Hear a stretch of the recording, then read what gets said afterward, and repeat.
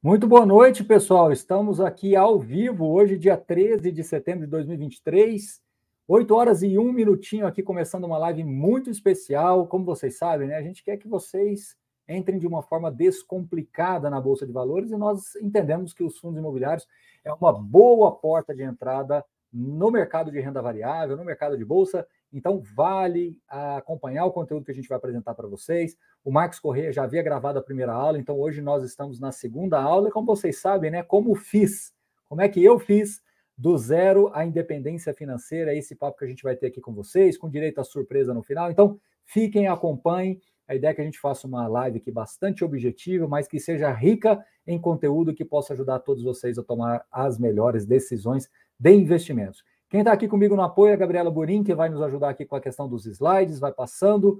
Então, vamos lá, Gabi. Estamos já com a mão na massa. Olha lá, como eu fiz, do zero à independência financeira. Só recapitulando com vocês, né, os fundos imobiliários aí são uma forma mais flexível de se investir em fundos imobiliários. Aliás, eu gosto muito dessa palavra flexível, né, porque antes a gente usava assim, uma palavra mais inteligente, mais certa. E a gente chega à conclusão que há várias formas de se investir no mercado imobiliário, há várias alternativas de se investir no mercado imobiliário. Então, não existe uma forma certa, errada, mais inteligente ou menos inteligente. Eu acho que fundo imobiliário, que é indiscutível, é que ele é mais flexível, é uma maneira mais acessível para a grande maioria das pessoas, você tem essa versatilidade, então esse é um ponto que eu gosto de considerar. Basta você abrir uma conta numa corretora e investir através do home broker. Bom, essa é a parte fácil, né? Muita gente tem medo do começo, e por incrível que pareça, o começo é a parte mais fácil, que é simplesmente abrir uma conta numa corretora da sua preferência, fazer a transferência dos recursos, e a partir daí começar a investir. A grande dificuldade é o que realmente eu vou investir, né? Quais são as opções que estão mais alinhadas com aquilo que eu proponho para a minha carteira de longo prazo. Já somos mais de 2,2 milhões de investidores. Lembro como se fosse hoje, que nós não éramos nem 50 mil direito, quando chegou ali em 2012, há 10, 11 anos atrás, né? Rompemos a barreira dos 100 mil investidores, depois começamos a cair, ficamos de lado ali em 89, 90 mil investidores durante algum bom tempo, e depois sim, de 2018 para cá, a gente começou a ganhar cada vez mais relevância no mercado de fundos imobiliários, e quem sabe aí a gente chega em 3 milhões de brasileiros investindo ao longo de 2024. Eu acredito que é possível, eu acredito que é perfeitamente possível a gente chegar nessa marca aí de 3 milhões de investidores. Quem sabe, se você ainda não investe, convença aí, aprenda a investir, convença seus amigos também a começar a investir em fundos imobiliários. Os fundos investem em diversos setores, né? Logística, shoppings, lajes, renda urbana, residenciais, inclusive vários outros tipos, né? Fundos de recebíveis, desenvolvimento, hedge funds. Então, tem várias alternativas hoje. O cardápio é vasto para os investidores de fundos imobiliários. Lembrando que boa parte dos fundos hoje, né? A gente até fez esse estudo, no passado, há 5, 7 anos atrás, o IFIX, praticamente metade dos fundos eram fundos monoativos ou monousuários, né? Monolocatários ou com gestão passiva, e hoje boa parte dos fundos, quase 98% dos fundos, são diversificados, líquidos, acessíveis. Então, como eu disse, o cardápio é grande, e ainda assim a gente pode completar aqui para vocês dizendo que as opções de investimentos hoje são bem diversificadas, e como vocês sabem, né, é uma gestão ativa de portfólio, a tendência é que você consegue aí superar essas barreiras burocráticas, operacionais e comerciais dos investimentos tradicionais em imóveis. Por isso que, como eu falei ali na primeira frase, né, os fundos imobiliários, eles são uma forma mais flexível. Eu acho que complementa esse finalzinho aí, dizendo justamente que investir em fundo imobiliário é muito menos burocracia operacional e comercial, tá bom? Pode passar, Gabi? Então, o início da jornada, né? Como é que eu fiz, né? Como é que eu fiz, sem o trocadilho aí, mas vamos lá. O que me fez iniciar nos fundos imobiliários, o que eu aprendi até hoje, alguns conselhos aí para vocês, tá? Eu acho que, primeiro, eu me interessei pelos fundos imobiliários justamente por essa questão de ser um dos poucos ativos que geram renda. Hoje, os FIAGROS, FREINFRA, né, infraestrutura, fundos de participações, mas os fundos imobiliários ele tem muito mais aderência àquilo que a gente está acostumado a ver no dia a dia, que são os imóveis. Então, isso me trouxe bastante conforto para começar a investir. A escassez de informação no passado era muito grande, então você tinha que buscar muito mais, você tinha que o teu estudo era muito mais solitário ali, você tinha que procurar informações do seu jeito, não tinha essa amplitude de conhecimento que tem hoje, assim, disperso na internet, disponível, desculpe, na internet. Então, foi mais difícil. Porém, eu fiz uma coisa ali em mais ou menos 2012, 2013, que foi muito importante, que foi ir até São Paulo e conhecer pessoalmente alguns gestores. E, obviamente, em paralelo, eu tive a oportunidade, estava dando aula numa instituição que me permitia fazer viagens pelo Brasil, né, de MBA, essas coisas. Então, eu pude, ao mesmo tempo, conhecer mais imóveis, né, alguns por dentro, outros apenas ali passando na porta, conhecendo a região, e tive a oportunidade de ir a São Paulo e conhecer alguns gestores. Ali ficamos 2 dias visitando alguns gestores. Isso transformou bastante, tangibilizou bastante a minha certeza, a minha tese de que os fundos imobiliários seriam cada vez mais protagonistas na minha vida. E, de fato, foi o que aconteceu, né? De 2017, 2018 para cá, a gente ficou cada vez mais profissionalizado nisso daí. E nesses últimos 3 anos, 4 anos, eu diria que aí sim a gente dedica a grande parte do dia a este projeto de levar informações sobre fundos imobiliários Brasil afora. Então, e foi essa, de maneira, obviamente, resumida, mas foi essa a minha trajetória. Então, onde eu quero deixar aqui como conselho? Tá certo, Baroni, eu não consigo viajar, eu não tenho essa disponibilidade, eu acho que minimamente você consegue acessar pelo Maps, né, pelo Google Maps, pelo Google Earth, você vai conseguir conhecer um pouco mais a região, a vocação daquela região, conversar com pessoas dentro do seu ciclo de amizades que possam conhecer também essa região. Acho que tudo isso ajuda bastante a você ter esse primeiro contato com os fundos imobiliários. Se você não conseguir visitar pessoalmente os gestores, tá bom, não tem problema, mas se você tiver a oportunidade de participar de algum evento em algum dia, talvez você vai conhecer, inclusive, vários deles ali pessoalmente, mas há alternativas. Hoje, alguns gestores fazem webcasts, outros gestores são bastante disponíveis para esclarecer dúvidas pelo canal de RI, né, o canal de comunicação. Então, existem essas alternativas. E, por fim, todo o trabalho que a gente desenvolve aqui no dia a dia, trazendo informação para vocês tempestivamente com relação aos fundos imobiliários. A gente tem todo um acompanhamento de mercado aqui para trazer para vocês. Fazemos lives também com gestores, justamente para criar essa interlocução com vocês, né? Através de mim aqui, através do meu canal, vocês vão entendendo a dinâmica de cada gestor, a tese de investimento de cada fundo, e assim você vai se aproximando cada vez mais do seu investimento. Então, esse é um grande conselho que eu dou, ou conselhos que eu dou aqui, e esse foi um pouco da minha trajetória, como é que eu fiz, né? Com um trocadilho, é isso. Podemos passar, Gabi. Como começar a montar uma carteira? Eu acho que são 4 pontos aí que você deve olhar. Uma carteira de investimentos, ela precisa ser diversificada, residir dentro do seu ciclo de competências e alinhada com seus objetivos. O que isso quer dizer na prática? Primeiro, procure fundos e teses e montar um portfólio de fundos imobiliários que alcance pelo menos aí uns 4, 5 setores e uns 2 ou 3 tipos de fundos imobiliários. Eu acho que esse é um ponto de partida importante, tá?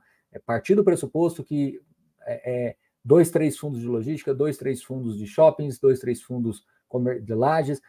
Isso é importante porque você vai naturalmente compor um portfólio que vai te deixar mais protegido e poder capturar ganhos e rendas mais previsíveis dentro do seu portfólio de investimentos. Procure fundos em que você se sinta confortável em estudá-los e que esteja dentro desse seu ciclo de competência. Se você não conhece um determinado setor, não está dentro do seu ciclo de competência, você não é obrigado a investir nesse setor. Por exemplo, vamos falar um pouquinho de ações e não de fundos imobiliários aqui rapidamente. Se você tem lá elétricas, bancos, seguradoras, varejo, propriedades, né, imobiliárias, você tem óleo, gás, você tem vários setores. Se de repente você fala, olha, esse setor aqui de consumo, de bebidas, consumo, por exemplo, não faz muito o meu estilo, ou esse setor aqui de siderurgia, mineração, siderurgia, também não quero entrar muito. Dentro do seu ciclo de competências, você vai aprofundando. Fundo imobiliário é a mesma coisa. Você tem que conhecer um pouquinho de logística, um pouquinho de shoppings, um pouquinho de lajes, um pouquinho de residencial e por aí vai, né? Recebíveis e por aí vai. Então, é muito importante que você entenda, dentro do seu ciclo de competências, quais setores que você quer alcançar. E, por fim, deixar a sua carteira alinhada aos seus objetivos. O que isso quer dizer? O quanto você quer acumular de patrimônio, o quanto você quer acumular de renda passiva. Isso tudo tem que estar alinhado, tá? Você tem que considerar isso para que você possa montar a sua estratégia de investimentos de maneira tangível para a sua estratégia. Diversifique principalmente por número de ativos e uma variedade de tipos e setores. É muito importante, eu já falei essa estatística, mas eu vou... Essa referência, essa bússola, mas eu vou reforçar. Se você tem até 20% do seu patrimônio líquido, vou repetir, até 20% do seu patrimônio líquido, esquece se você tem imóvel, carro, etc., considera o seu patrimônio líquido. Se você tem até 20% do patrimônio líquido em fundos imobiliários, um número perto de 8, 10 vai resolver possivelmente o seu problema aí de diversificação. Se você está falando que o seu patrimônio em fundos imobiliários, patrimônio líquido, ele vai orbitar entre 20% e 50% de exposição, eu já acho que uma carteira entre 15, 16, 17 seja mais adequada. E se nós estivermos falando de uma carteira maior do que 50% em fundos imobiliários do seu patrimônio líquido, alguma coisa entre 20, 21, 22 são números bons. Pouco mais, pouco menos, mas são números bons com base no que nós conhecemos hoje da indústria de fundos imobiliários. Talvez eu mude essas faixas e essas quantidades daqui 10 anos, daqui 15 anos, se nós tivermos fundos grandes o suficientes para que você não seja impactado por nenhum risco direcional. Mas hoje, dentro do que nós conhecemos da indústria de fundos imobiliários, esse é um bom número, tá? E tipos e setores, monte uma carteira que tenha recebível, que tenha tijolo, que tenha hedge fund, potencialmente pode ter desenvolvimento, ou outro fundos de fundos, depende do seu setor. A gente tem alguns tipos que nós gostamos mais, e entendemos que se você monta uma carteira bem diversificada entre alguns desses setores, você já está bem protegido, de novo, dentro do seu ciclo de competência. Se você não alcança o que acontece, por exemplo, dentro de um hedge fund, significa dizer que você não deveria investir dentro dessa tese. Então, sempre uma coisa conectada na outra, tá bom? Busque fundos mais maduros e com teses consistentes. É muito importante que você tenha essa referência, tá? De que você estar mais próximo de fundos mais maduros, mais consistentes, vai te proteger mais ao longo do tempo. Isso não quer dizer que você não possa abrir um espaço na sua carteira para teses alternativas ou fundos que tenham talvez uma possibilidade de ganho de valor adicional, caso algumas premissas sejam validadas, tá bom? Eu acho só que isso deve ter uma pequena fatia da sua carteira, e se você se sentir confortável, não é obrigatório você também buscar teses alternativas dentro da sua estratégia. Por isso que o primeiro item é importante, tem que estar alinhado com seus objetivos, né? E por fim, e não menos importante, estabeleça critérios e premissas de investimento. É isso que vai determinar se você vai ou não comprar ou vender um determinado fundo imobiliário, a partir das premissas e dos critérios que você colocou. Então, se você está buscando um carro que seja econômico e você estabelece um critério e uma premissa, obviamente alguns carros que não são econômicos vão ficar fora da sua lista aí de escolha. Mesma coisa vale para o mundo dos investimentos em fundos imobiliários. Você tem que ter critérios e premissas para montar a sua carteira, tá bom? É isso, pode passar, Gabi, por favor. O que analisar em um fundo imobiliário? São 4 coisas principais. Isso não quer dizer que sejam as únicas e que, enfim, uma é mais ou menos importante, também não, mas a gente trouxe aqui para vocês 4 coisas. Primeiro, portfólio. Muitas das vezes as pessoas não entendem o conceito de portfólio. Portfólio é quando você tem dentro do fundo uma quantidade significativa de ativos e locatários que permita você ter uma gestão, que você precisa ter uma dissipação de riscos direcionais, tá bom? Então, o portfólio, ele vai te proteger. É no portfólio que você vai ter ali nenhum tipo de exposição direcional dentro deste fundo especificamente, tá bom? Então, o primeiro ponto a se analisar, na minha opinião, com relação ao fundo, é se esse portfólio ele está bem, como se diz, bem estruturado, né? Bem diluído, para que você possa ter aí conforto e segurança para investir. Outro ponto é a gestão. A gestão envolve critérios mais subjetivos, e por isso que eu faço as lives com os gestores, para que você possa ter uma referência daquilo que eles pensam, daquilo que eles fazem, no sentido de tese para o fundo. E aí, obviamente, você tem como olhar histórico de resultados, se os relatórios são realmente, tem um nível informacional que te satisfaça, se eles fazem webcast, se eles participam de lives nos canais disponíveis de fundos imobiliários pelo Brasil. Então, tem várias formas de você avaliar a gestão, mas, de novo, repito, tem critérios, na maioria deles, subjetivos. Alguns são objetivos, porque o histórico é o que é, né? Você vai ver ali a consistência da capacidade dele entregar resultado, mas vários outros pontos dentro da gestão são subjetivos, e aí cada um tem que fazer o seu próprio juízo de valor. Do ponto de vista de histórico, você pode olhar o passado do fundo, entender como é que foi a dinâmica de alocação em emissões, como é que foi a dinâmica de vendas de ativos, como é que foi feita uma gestão ativa e quanto isso gerou de resultados positivos ou não, você pode fazer essa análise. Indicadores, e aí sim você tem uma imensidão de indicadores aí que você pode usar. A única coisa que eu gosto de reforçar, acho que a gente vai falar disso um pouquinho mais na frente, é de que você não deveria tomar decisões por um ou outro indicador, e sim combinando todos eles. Então, vacância, inadimplência, alavancagem, rendimentos por cota, preço, liquidez, quantidade de cotistas, valor patrimonial, relação PVP, então, crescimento de rendimentos, dividend yield, ou seja, você tem vários indicadores que, se você não olhar isoladamente, funciona bem. Você pode compor vários indicadores para que você possa criar uma matriz aí de fundos que possam se adequar. Você pode excluir, por exemplo, alguns fundos de baixa liquidez, você pode excluir alguns fundos que tenha, por exemplo, um nível de alavancagem específico. Então, você pode criar, aí volta no slide anterior, né? Você vai construir as suas próprias premissas e critérios. Veja como uma coisa está conectada à outra. Dependendo das premissas e dos critérios que você determinar, esse slide vai ajudar mais ainda você a tomar suas decisões de investimentos.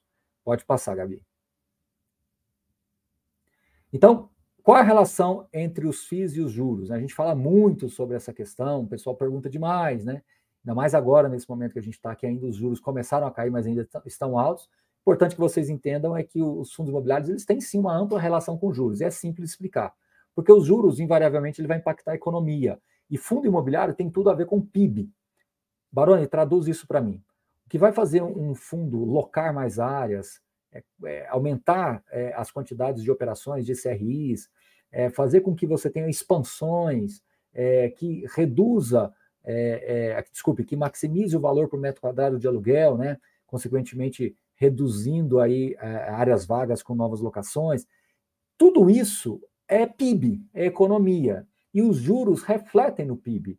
Então, se você agora começa a imaginar uma trajetória de quedas para juros, é muito possível, é muito razoável a gente esperar que, é claro que isso não é tão imediato, mas que daqui 6, 12, 18 meses a gente volte a ter mais consistência no PIB. Isso vai acontecer? Bom, eu não sou economista, não posso dizer, não tenho bola de cristal e nem sou economista. Mas tudo nos leva a crer que nós tenhamos indicadores econômicos, macroeconômicos mais positivos. Então, isso sim tem uma forte relação com fundos imobiliários. Por isso que quando os juros estão caindo, os fundos imobiliários se animam um pouquinho mais, porque as pessoas começam a fazer essa correlação, né? Fala, bom, se o juro vai cair, a economia vai crescer, as empresas vão demandar mais espaços e vão ter possibilidades da gente conseguir renovar aluguéis de uma maneira mais positiva para o locatário.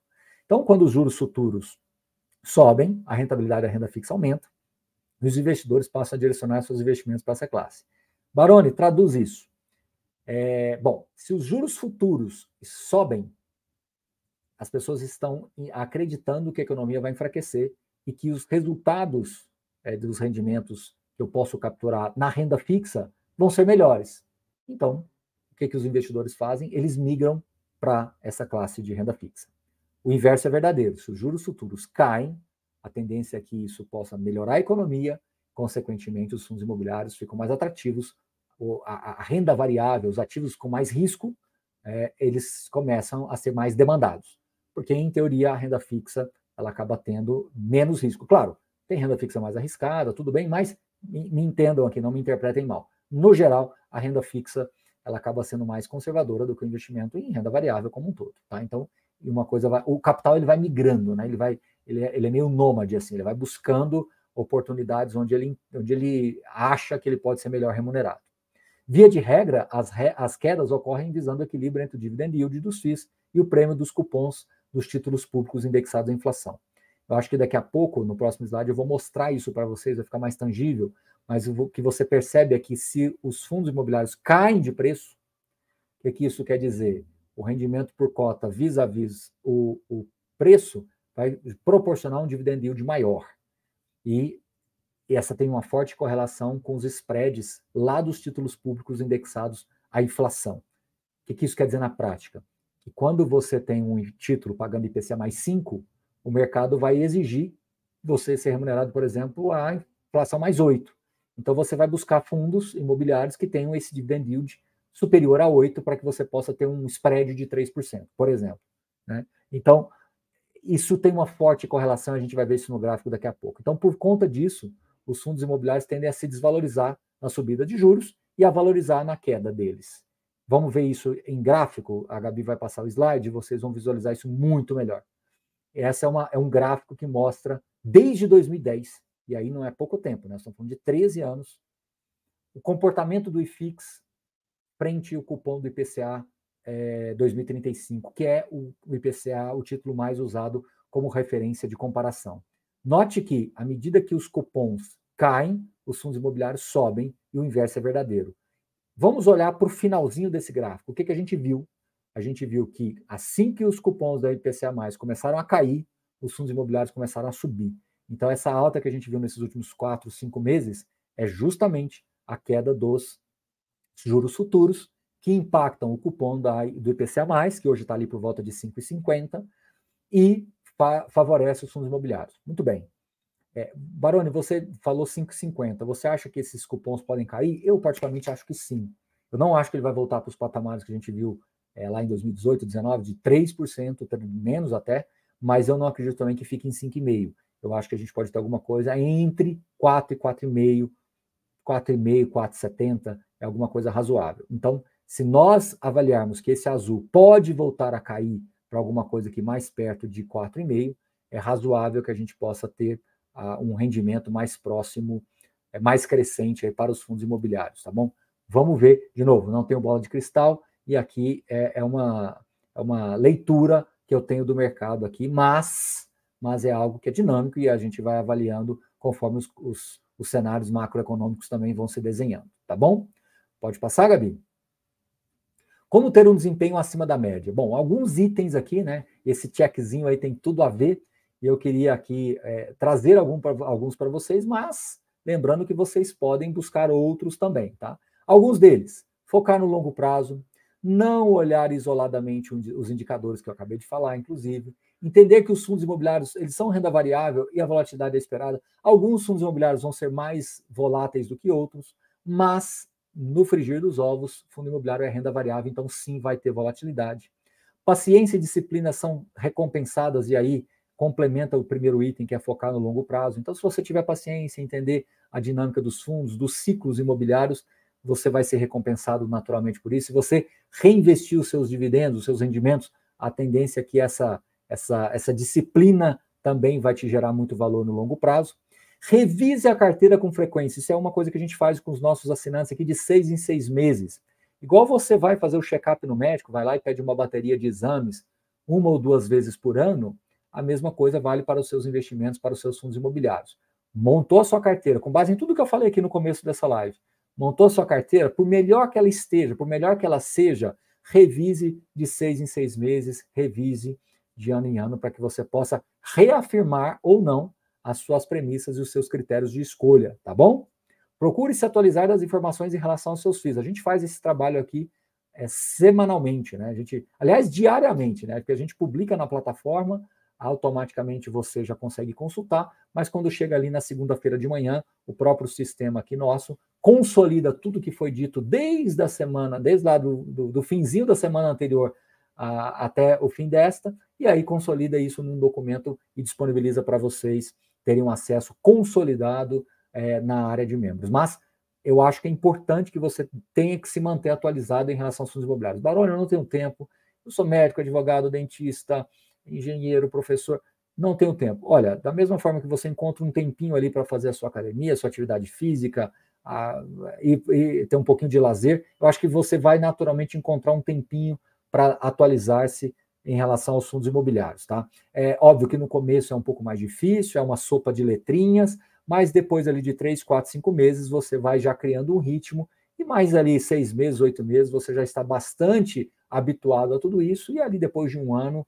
isso já fica bem natural para você. O começo é um pouquinho difícil, mas depois você vai superando essas barreiras de entrada aí nesse universo todo de fundos imobiliários, tá bom? E procure focar em ativos de qualidade, diversificados, como eu falei para vocês, hoje o mercado tem um cardápio muito grande de várias teses de investimentos, de vários gestores, de vários tipos e setores, então a nossa sugestão aqui é que você procure se manter mais próximo daqueles que têm uma percepção de qualidade maior. Isso possivelmente vai te colocar um pouco acima da média. Pode passar, Gabi? Isso é provado aqui para vocês, né, dentro da nossa própria carteira aqui, Sunufis. Em azul, Sunufis, em verdinho, IPCA mais 6%, né, faltou 1% ali, mas né, faltou o sinal de porcento, mas a IPCA mais 6%, que é um indicador um benchmark muito ousado.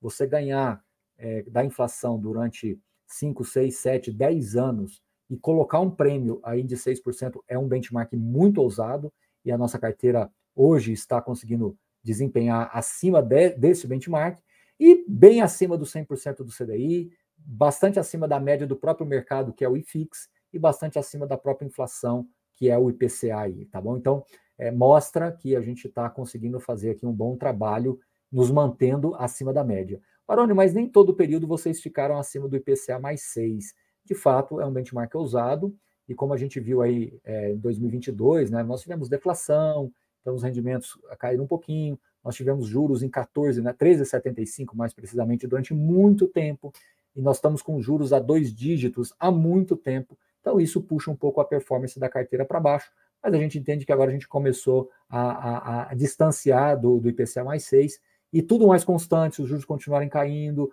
os fundos continuarem desempenhando bem a sua gestão ativa, a tendência é que a gente consolide-se aí acima do IPCA mais 6, montando uma gordurinha. De novo, tá? Eu não sei o lado direito do gráfico, eu não posso prometer absolutamente nada para vocês, tá bom? Mas o que eu posso dizer para vocês é que a gente trabalha para que isso aconteça aqui, que a gente consiga desempenhar acima, né? Como eu disse para vocês, é muito dinâmico, né? Depende muito de uma série de coisas, mas temos aqui uma expectativa positiva de que, se os juros que iniciaram a trajetória de queda se consolidarem, se o IPCA+, o cupom IPCA+, tiver uma queda no seu cupom, se a gente voltar a ter uma economia mais aquecida, nós estamos confiantes de que os fundos imobiliários como um todo, como classe, eu não estou falando só de Sunufis e só do IFIX, eu estou falando de fundos imobiliários como classe, estou falando de renda variável como classe, ela tende a desempenhar melhor, tá? Mas isso, de novo, eu não sei o lado direito desse gráfico, eu não sei para onde ele vai, mas eu tenho que trabalhar com cenários, e olhando para 6 a 18 meses, me parece um cenário interessante para renda variável e, consequentemente, para fundos imobiliários, tá bom? Pode passar, Gabi? Bom, então, nesse evento, você descobriu por que os fundos imobiliários são um ingresso aí descomplicado para você acessar a Bolsa de Valores, né? E para concluir, a gente tem aí um outro ingresso para vocês, e tomara que vocês gostem bastante, que o pessoal preparou com bastante carinho. Pode passar, Gabi? É um ingresso com um desconto importante para a assinatura, que vai te ajudar a investir justamente em fundos imobiliários. Então, a gente fala de fundos imobiliários, a gente respira isso aqui o tempo todo, e o que a Suno preparou para vocês? Justamente uma forma de você acessar esta assinatura com um desconto importante, tá? Primeiro, vamos entender o que a Sunufis pode te ajudar. Ela vai te dar acesso a uma carteira de fundos recomendados e também de uma lista alternativa. Para que serve essa lista alternativa, né? São 17 fundos recomendados e uma lista alternativa com 6 fundos. Por que essa lista? Essa lista ela vem para, primeiro, dar aos assinantes a possibilidade de investir em alguns fundos que potencialmente possam substituir alguns que ele não goste dentro dessa carteira.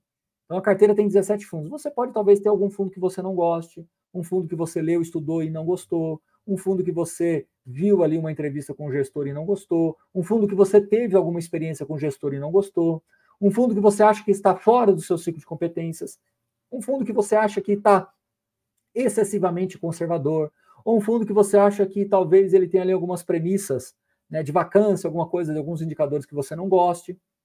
A lista alternativa ela vem para preencher alguma vaga que possa ser aberta aqui, ou adicionar mesmo fundos dentro da sua tese de carteira de portfólio. Então, você tem um pouquinho mais de tempero, você tem alguma coisinha ali de ativos que vêm com teses alternativas, você tem fundos que buscam teses complementares à própria carteira. Então, você vai ter uma possibilidade aí bastante significativa de 23 fundos, sendo 17 recomendados e também 6 alternativos. Recomendações de fundos para você começar a ter essa renda extra mensal. Então, são fundos que, no geral, todos eles estão desempenhando renda operacional consistente, um aqui, outro ali, talvez tenha algum desafio de vacância para ser superado pontualmente, mas a grande maioria, né, muito mais ali do que 90% da carteira, eu diria, está performando, desempenhando de maneira consistente, com resultados recorrentes robustos.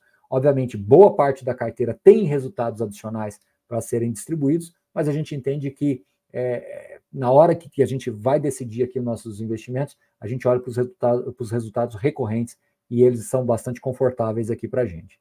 Relatórios para te ajudar a entender esse mercado e acompanhar os ativos. Eu vou até adicionar um pouco nessa frase, relatórios e radares de mercado.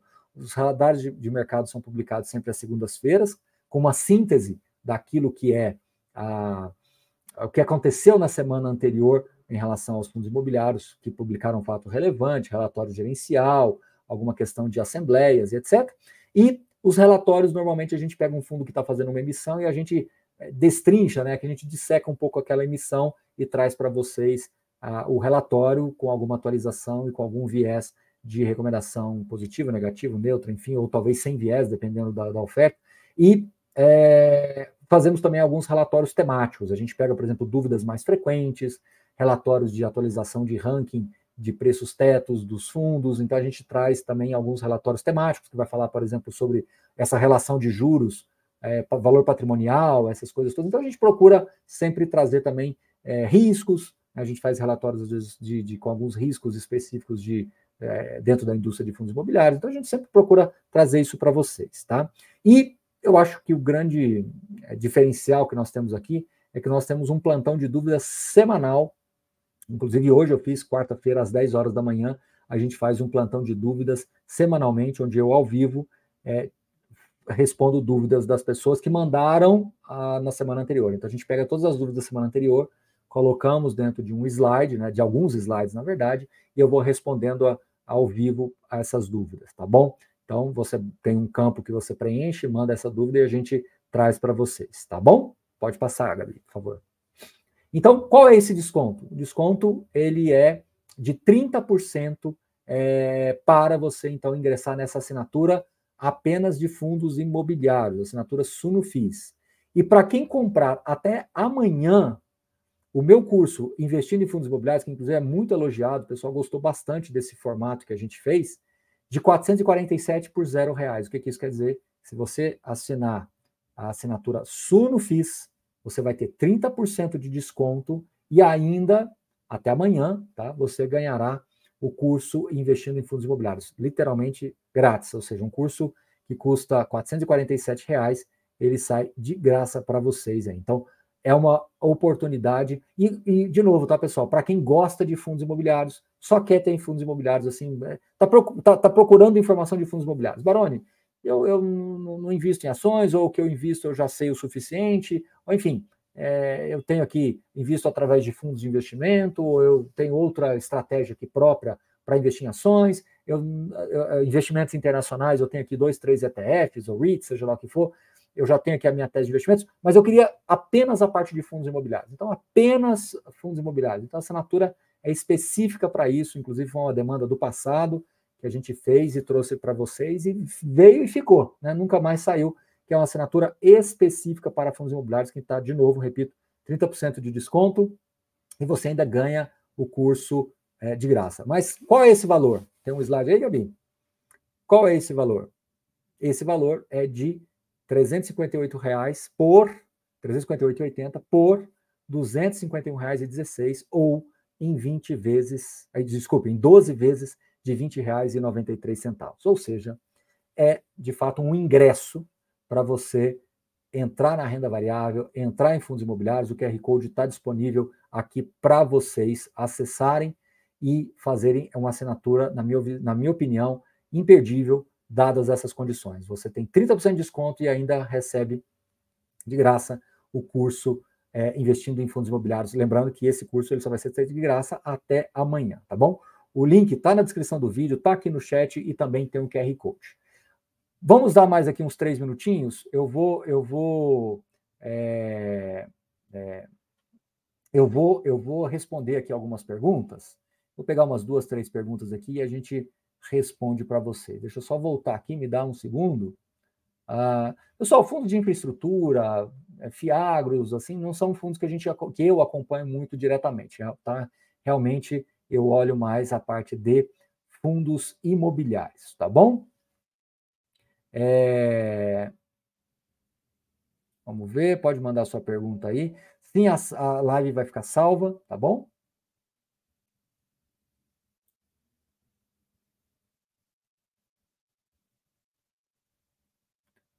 Vamos lá, pode mandar perguntas.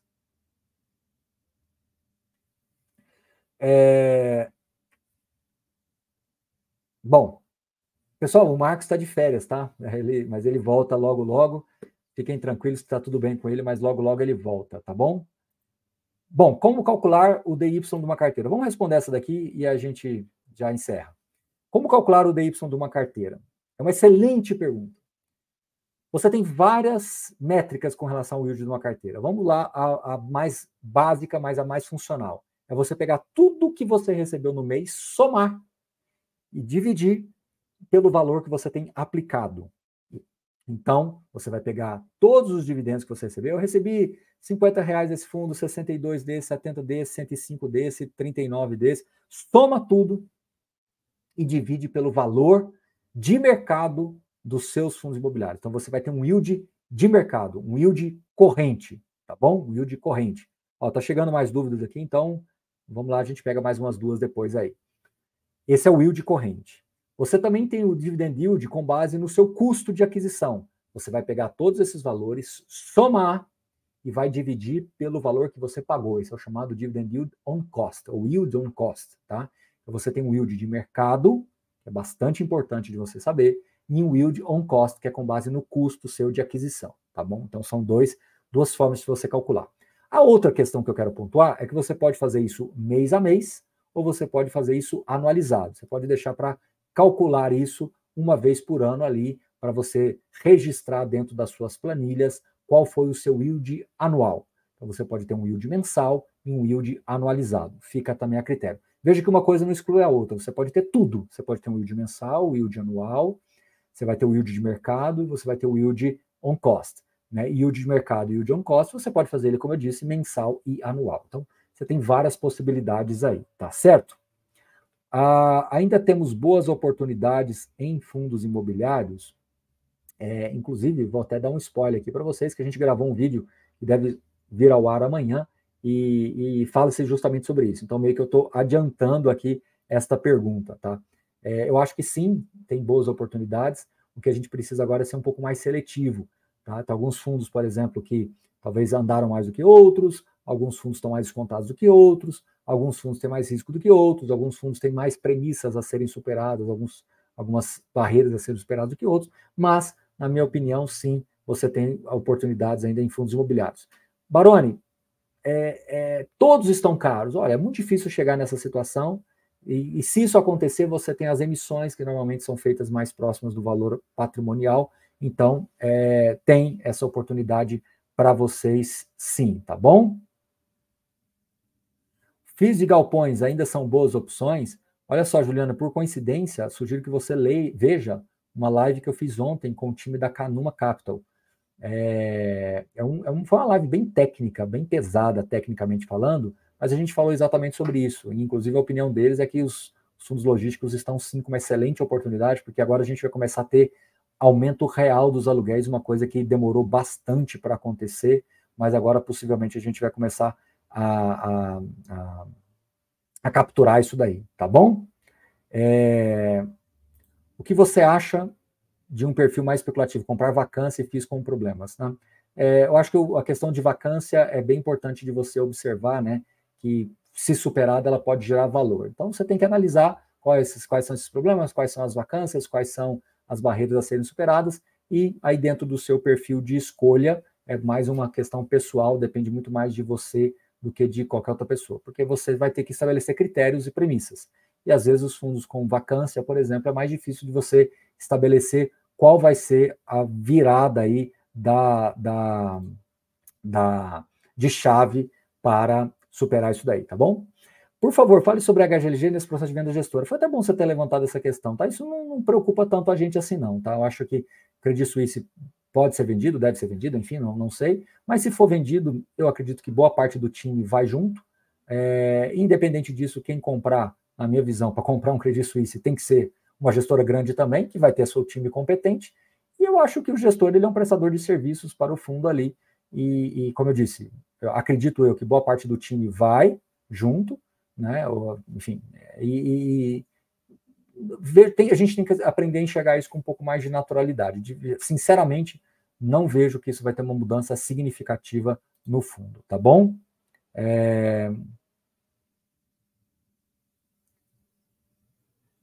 Até colocou aqui, os galpões são bastante resilientes, exatamente isso. Fiz metade CDI e IPCA, uma boa? É uma boa, principalmente agora que você ainda tem um CDI alto e o IPCA ainda está baixo. A questão é que, historicamente, o IPCA mais entrega mais resultado do que o CDI mais, tá bom? Mas o Brasil é um país em que o CDI sempre teve muito alto, né? Então, se o CDI teve muito alto, é razoável aí que a gente, se o CDI teve muito alto, é razoável que a gente tenha resultados bons, e isso é algo, como diria, uma particularidade do Brasil, né? Então não tem jeito, não tem como a gente fugir disso daí. Mas, na minha opinião, eu não dá para imaginar que o CDI vai continuar alto durante muito tempo e isso vai sempre... É difícil, né? Muito complicado. Mas eu concordo com você que o CDI foi alto no Brasil durante muito tempo, continua alto ainda, mas a gente tem que torcer para que isso não vire uma regra, né? Vamos lá. Última pergunta. Baroni, é sábio começar com 4 FIIs, depois de ter um patrimônio por volta de 200 mil, aí começar a aumentar a quantidade? Olha, Rafinha, eu não diria que isso é muito sábio, não, tá? Porque, vamos lá, você começa com 4 FIIs, coloca 200 mil reais. Eu creio que 200 mil é um valor importante para você e para a grande maioria das pessoas que nos acompanham, para a grande maioria dos brasileiros, né? E se desses 4 FIIs que você escolheu, um deles pode te dar algum problema, é normal FIIs ter problemas. É normal você ter fundos que tenham desafios de vacância, fundos que tenham desafios de vendas de propriedades, né? Por exemplo, alavancagem. Então, os fundos podem ter problemas, isso invariavelmente vai acontecer, né? E ao acontecer, se você tem apenas 4, por exemplo, um fundo que tem uma concentração de locatário, e aí, de repente, ele dá um problema nesse locatário que tem lá 20%, 30% da receita nesse locatário, né? Então, assim, na minha opinião, eu prefiro que você comece por uma carteira já diversificada. Ah, mas vai ser pouquinha a cota de cada um. Mas a diversificação, ela não te custa nada, né? Ela não te custa nada. Então, se você tiver aí de 10 a 20 fundos, 2, 3 por setor, eu acho que é muito mais fácil de você construir esse portfólio e seguir em frente. Me parece muito mais razoável. Porque desses 4 fundos, se um ou dois tiver algum problema, como é que a gente vai saber? Não dá para saber o tempo todo, né? Você tem um imponderável que pode acontecer, você tem o risco direcional de um locatário, de um ativo, de um perfil específico. Então, assim, de um tipo específico, de um setor específico, de repente se instaura, como está acontecendo até hoje, aí a questão das lajes corporativas que ainda sofrem os efeitos da pandemia. E aí, né, se porventura um desses fundos imobiliários fosse um de laje corporativa, como é que você iria tratar isso daí internamente, né, na sua carteira? Tá bom? Agora sim, última pergunta. Quantos FIIs você acha razoável para R$1 milhão? Excelente pergunta. Não é o valor investido que vai determinar a quantidade de fundos, e sim o percentual que esses fundos imobiliários representam no seu patrimônio líquido. Se você tiver 1 milhão em fundos imobiliários, mas o seu patrimônio líquido for de 10 milhões, você tem 10% em fundos imobiliários. Aí eu acho que um número, como eu disse, entre 8 e 10, se você tem abaixo de 20% em fundos imobiliários, entre 8 e 10, né? Se você tem entre 20% e 50%, 15%, 16%, 17%, e acima de 50%, o que pode acontecer com muitos aqui também, aí sim você pode ter cerca de 20, 21, 22 fundos, tá bom? Então é isso, pessoal. Espero que vocês tenham gostado. Vou pedir para a Gabi colocar mais uma vez a nossa assinatura com 30% de desconto, de R$ 358,80 por R$ 251,16, 12 parcelas de R$ 20,93. E para quem adquirir a assinatura até amanhã, você vai ganhar, literalmente ganhar o curso Investindo em Fundos Imobiliários, que custa R$ 447, que vai sair por R$0 aí para vocês, tá bom? Então é isso, pessoal. Muito obrigado. Agradeço também a Gabi, todo o time de suporte aqui, tá? E todo mundo. Até uma próxima. Um grande abraço. Valeu!